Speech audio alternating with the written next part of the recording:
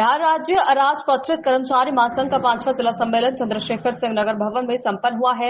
कार्यक्रम का शुभारंभ शहीद वेदी पर लाल सलाम झंडोत्तोलन से हुआ है। बिहार राज्य अराजपत्रित कर्मचारी महासंघ के नेताओं ने कहा कि मोदी शासनकाल में सभी मोर्चों पर फांसीवादी हमला बढ़ा है। पूंजी परस्त और कॉर्पोरेट परस्त नीतियों के कारण शिक्षक, कर्मचारी और मध्य वर्ग के लोग वहां अपनी जिंदगी बद से बदतर होती जा रही है। स्वास्थ्य और शिक्षा बाजार के हवाले की जा रही है। राज्य सरकार भी अब केंद्र की नीतियों का ही अनुसरण कर रही है। ठेका संविदा पर बहाली बदसूरत जारी है। बिहार राज्य अराजपत्रित कर्मचारी महासंघ कर्मचारियों का सबसे बड़ा महासंगठन है। संगठन के बैनर तले कर्मचारियों की जायज मांगों को बनाने के लिए सरकार को हमेशा झुकना पड़ा। बल्कि किसी भी अपराधी, गुंडा का किसी तरह का कोई दबाव न हो और उसको लगाम लगाने के लिए हमारा संगठन हमेशा कटिबद्ध रहता है। इतने नहीं कि ऑल इंडिया का हो या राज्य महासंघ का हो, उसको भी अपने धरती पे, बाका की धरती पे हमेशा उसको उतारते रहे। जो भी पैगाम आया, जो भी फरमान आया, जो भी कॉल हुआ, सभी में ये छोटा जिला बढ़ चढ़ के हिस्सेदारी करता रहा है। पिछले दिनों से देखते आए ये तमाम साथियों का, इसलिए भी आज अवसर पर अभिनंदन करते हैं, धन्यवाद करते हैं। क्या है, अभी हमने झंडोत्तोलन किया, लाल झंडा फहराया, बिहार अराजपत्रित कर्मचारी लिखा हुआ, शहीद वेदी पे फूल चढ़ाया, माला चढ़ाया, शहीदों तेरे अरमानों को मंजिल तक पहुंचाएंगे, अमर शहीदों ले लो मेरा सलाम, ले लो लाल सलाम, अभी नारा लगाए। ये क्या है, ये झंडा क्यों फहरा है, क्या झंडा है ये? लाल झंडा ये कम्युनिस्टों का झंडा है? कोई पार्टी का झंडा है? नहीं, ये हमारे मजदूरों का झंडा है, कर्मचारियों का झंडा है। आप जानते हैं, हमें तो बेहद खुशी है, हमारे ऐसा बहुत कम देखने को मिलता है। आजकल जहाँ जाते हैं ना ज़्यादा, तो पक्के बाल वाले, उड़े बाल वाले ज़्यादा नजर आते हैं। लेकिन आज हमारे नौजवान साथी भी हैं, ये बहुत ही फक्र है, हमें गौरव है हमारे साथी से बढ़कर। उन्हें जानना चाहिए ये लाल झंडा क्यों फहराते हैं, ये हमारे शहीद पर क्यों फूल चढ़ाते हैं। एक समय था, कहते अभी अभी मई बीता, आज 1 जून है, 31 मई बीता, 1 मई को मजदूर दिवस में छुट्टी होती है पूरे दुनिया में, अंतर्राष्ट्रीय मजदूर दिवस। क्यों? जब एक समय था जब मजदूर को कोई काम का घंटा तय नहीं था, कोई फिर इतना काम लिया जाता था, सुबह से रात तक। कहते हैं कि बच्चा अपने बाप को नहीं पहचानता था, बेटा बेटी बच्चा अपने बाप को नहीं पहचानता था। क्यों? बच्चा सोया रहता था तो बाप काम पे निकल जाता था, और जब वो काम करके आता था 10 बजे रात में तो बच्चा सो जाता था, भेंट नहीं होती थी। इतना काम का बोझ था, इतना जब अंत हो गया, लड़ाई हुई, मजदूर ने आंदोलन किया, कहा ना शिकागो शहर में सुने होंगे, मजदूर ने झंडा बुलंद किया, गोली चली, घायल हुआ, मारे गए, शहीद हुए। वो जो गोली लगी वो तो उठाया और कहा लाल झंडा जिंदाबाद। यही लाल झंडा, मजदूरों का झंडा, लाल झंडा है जिसको मैं फहराते हैं। और जो कुर्बानियां दी हमारे हक के लिए, श्रमिकों के लिए, मजदूरों के लिए, उनको याद करते याद हमारे शहीदों को। प्रधानमंत्री जी ने कहा, यूं कहिए तो पेंशन जब खत्म किया उस समय देश में सभी राज्यों में खत्म किया, 3 राज्य छोड़कर, पश्चिम बंगाल, केरल, त्रिपुरा, जहाँ वामपंथी पार्टी की सरकार थी। वो कहा नहीं, ये मजदूर के खिलाफ बात है, इसलिए हम वो लागू नहीं करेंगे। वो लागू किया, पुराना ही रहने दिया और सभी लागू कर दिया। फिर जब कांग्रेस की सरकार आई, उस वक्त वाजपेयी जी की सरकार ने ऐसा किया था, फिर कांग्रेस की सरकार आई केरल में, उसको पलट दिया। वो कहा नहीं, वहाँ भी रहेगा नया पैसा, NPS। फिर त्रिपुरा में बीजेपी की सरकार आई, वो भी हटा दिया, उसको कर दिया फिर नया पैसे। सिर्फ एक बंगाल, पश्चिम बंगाल आज के डेट में बचा हुआ है। जो आप छोड़ दो, उस पैसे को खत्म करो, वापिस करो। जो 30 साल नौकरी करेगा उसको पेंशन नहीं, आज अब 1 दिन के लिए विधायक बन के पूरे जीवन पेंशन लेंगे। ये हालात है उनकी, ये हालात है। लगातार लड़ाई चली हम लोग का, चलते चलते एक समय फिर आया, मजबूर होकर बैक होना पड़ा जब देखा मोदी जी ने नारा दिया था 400 पार का। मैं पॉलिटिकल कोई बात नहीं करता, लेकिन उदाहरण देकर बताना चाहता हूँ। 400 पार का नारा दिया, 240 पे अटक गए। ठंड का दिमाग, हिमाचल में चुनाव हुआ, वहां के मुख्यमंत्री चले गए भाजपा के, उन्होंने कहा पुराना पेंशन के चलते बाहर गए। तब दिमाग ठंड का घटा, फिर आ गए एक नया झुंझुना लेकर के, यूपीएस, सुने ना यूपीएस, अब आ गया यूपीएस, वो और खतरनाक है। हम लोगों ने कहा न एनपीएस न यूपीएस, हमको चाहिए खांटी ओपी। तो मेरा अनुकंपा भी जा रहा है, पेंशन चला गया, यूपीएस आ गया बीच में कूद करके। तो बताइए जो सरकार जो हमको दी है वो तो सब पैसा कमा रहे हैं, चरम सीमा पे महंगाई है, आप बच्चे का ढंग से पालन पोषण नहीं कर सकते हैं। हमको चाहिए क्या? रोजगार, रोटी, शिक्षा और मकान, स्वास्थ्य। और हमको जो सरकार की तरफ से मिलना चाहिए वो नहीं मिल रहा है, और हम क्या है उसी में संतुष्ट हैं। हमारे नए लोग जो भी आए हैं, आ रहे हैं, वो संतुष्ट है उसमें। उनको अगर आगे की लड़ाई लड़ने को बोलिएगा तो तैयार नहीं होंगे। ये दुखद बात है, लेकिन हम खुश हैं इस बात के लिए कि यहाँ पे कलेक्ट्रेट का टीम बना, और कृपया शांति बनाए रखिए। हम लोग वहाँ पे जो जरूरत पड़ रहा है वहाँ पे लड़ रहे हैं। अनुसूचित कर्मचारी जो संघ बना, अभी सर बता रहे थे, वो 1920 में जब रानी एलिजाबेथ थी और कलेक्टर लॉर्ड साहब हुआ करते थे, उस समय जब रानी एलिजाबेथ किसी अवसर पे लोगों को कुछ कुछ दे रही थी, तो उस समय वहाँ के कर्मियों ने बोला कि हमें भी कुछ दीजिए, तो उस समय उनको पेंशन दिया गया। जो पहले 1967 में हमारा महासंघ का निर्माण हुआ, बाद में सारे विभाग को जोड़ करके महासंघ का निर्माण हुआ 1968 में, 67 में ना, 67 में। तो हमारे पूर्वज थे, वो इतनी लंबी लड़ाई 1929 से आज तक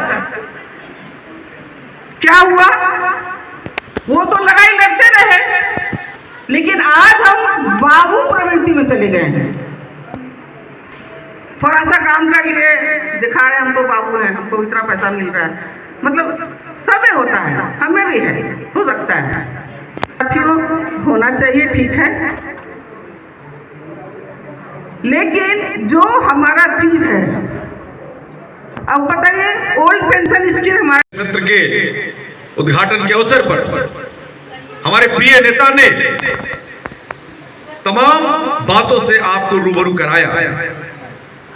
जो देश के हालात हैं, जो आज श्रमिकों के हालात हैं, जो मजदूरों कर्मचारियों की जो स्थिति है, बारीकी से प्रकाश डाला।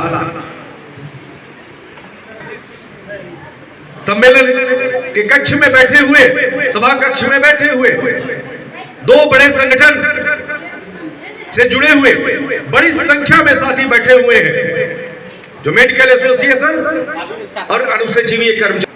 नीलम जी ने बताया भी, राज्य अध्यक्ष ने, आजादी से पहले का संगठन है।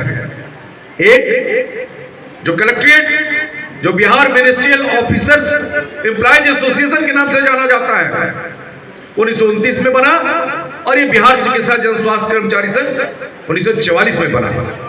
दोनों संगठन प्राचीनतम संगठनों में से एक है। और मैं आपको बता दूं कि उस वक्त लड़ाई आर्थिक सवाल पर नहीं होते थे, और तब से पूरे बिहार के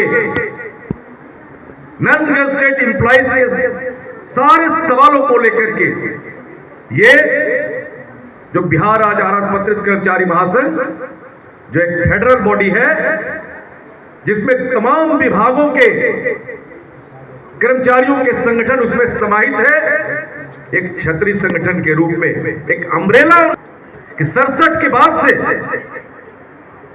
जो बिहार में जब आर्थिक लड़ाई शुरू हुई, उस वक्त कोई पे रिवीजन नहीं था। केंद्र में एक पे रिवीजन कमेटी गठित था, 61 में एक वेतन विसंगति कमेटी गठित करनी पड़ी थी। सुनिएगा जरा। सरकार ने एक वेतन विसंगति कमेटी गठित की। बिहार के कर्मचारियों का उस वक्त वेतन बहुत कम हुआ करता था। कमेटी तो गठित हो गई। रिपोर्ट आया 1964 में और अप्रैल 64 के प्रभाव से एक वेतनमान की शुरुआत हुई। वेतनमान की शुरुआत बिहार में, उसके पहले कोई वेतनमान नहीं हुआ करता था। एक फिक्स वेतन हुआ करता था कि इस ग्रेड के कर्मचारी का वेतन इतना होगा, इस ग्रेड के कर्मचारी का वेतन इतना होगा। लेकिन उसमें खामी रह गई और हमारा महासंघ लड़ा इसके अगेंस्ट में और तब जा करके फिर से उसमें संशोधन हुआ और 1965 में संशोधित करते हुए उसको एक वेतनमान का रूप दिया गया और उस वक्त ही नया जो एक बेहतर वेतनमान 290 से लेकर के 325 तक वो एक स्लैब आया नीचे से लेकर के ऊपर तक, और उसी को द्वितीय मतलब दूसरा वेतन पुनरीक्षण समिति का नाम दिया गया। मतलब जो 1964 में जो वेतन समिति, उस वक्त तक कोई प्रमोशन नहीं था। 1971 में फिर 5 वर्ष के बाद, 5 ही साल के बाद रिपोर्ट दिया। उसके वक्त उसके पहले कोई एचआरए नहीं था, उसके पहले कोई सीएलए नहीं था, महंगाई भत्ता नहीं था। 1971 में जो रिपोर्ट आया वो अप्रैल 1972 के प्रभाव से लागू हुआ और उसमें पहली बार बिहार के कर्मचारियों को महंगाई भत्ता और एचआरए का लाभ मिला। प्रोन्नति नहीं था, अनुकंपा की बहाली नहीं थी, वो बाद में हुआ। और 1981 में जब चौथा वेतन पुनरीक्षण समिति आया तो उसमें जोड़ा गया बिहार के कर्मचारियों को प्रोन्नति की सुविधा दी जाएगी। और वो प्रोन्नति 4 स्तर 5 स्तर का, वो मूल कोटि, प्रवर कोटि, कनीय प्रवर कोटि, वरीय प्रवर कोटि, selection grade, super selection grade, ये तमाम सुविधाएं उस वक्त हासिल हुई 1981 को, जो अप्रैल 1982 से वो लागू हुई। ही एक बेहतर वेतनमान तृतीय वर्ग के कर्मचारियों को मिला। 8वां वेतनमान लागू, सबका वेतन जो है इतना बढ़ गया, आता है ना, तो सब फर्जी रहता है। लेकिन जब देश के कर्मचारियों ने कहा, हमारे all India state government employees federation ने कहा कि हम देश में कर्मचारियों की एक बड़ी हड़ताल इस सवाल पर, पेंशन के सवाल पर और वेतन पुनरीक्षण के सवाल, दिनों के बाद प्रधानमंत्री का एक स्टेटमेंट आता है मीडिया के थ्रू कि देश में 8वां वेतन पुनरीक्षण आयोग को मंजूरी दी जाती है। आ गया भाई। चलिए, हमने कहा भाई कोई कैबिनेट, प्रधानमंत्री कैबिनेट का हेड होता है, मुखिया होता है, अगर प्रधानमंत्री ने घोषणा किया है तो चलिए ये सरकार का घोषणा है। लेकिन मैं आपको बता दूं कि सरकार की मंशा सही नहीं है, वो इस मामले में ईमानदार नहीं है। अभी तक मतलब जब 8वां वेतन पुनरीक्षण आयोग बन गया, मंजूरी मिल गई, तो 8वां वेतन पुनरीक्षण का अनुशंसा कब से लागू होगा? जनवरी 2026 से। जनवरी 2026 से लागू होगा ना। हालांकि बिहार की सरकार तो 1.25 साल की डकैती करती है हमेशा, लेकिन वो जनवरी 2026 से लागू होगा ना। उस कमेटी को काम करने के लिए कम से कम 2 वर्षों का समय चाहिए।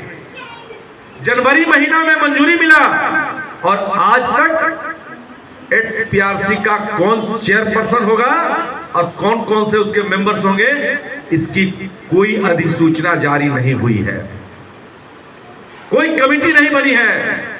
तब जरा बताइए कि अभी तक कमेटी ही नहीं बनी तो क्या सरकार ईमानदार है? कैसे माना जाए कि सरकार इस मामले में ईमानदार है? और इस वर्ष जब केंद्रीय बजट आया तो 8वें वेतन का जो प्रभाव होगा, जो आर्थिक भार होगा देश पर, उसके लिए इस बजट में कोई बजट एलोकेशन सरकार ने नहीं किया। कैसे माना जाए कि 26 में लागू हो जाएगा? तो ये तमाम सवाल हैं। आज मैडम ने कहा अनुकंपा, अनुकंपा सही में खत्म होने जा रहा है। कई एक राज्यों ने अपने यहां अनुकंपा की बहाली को खत्म कर दिया।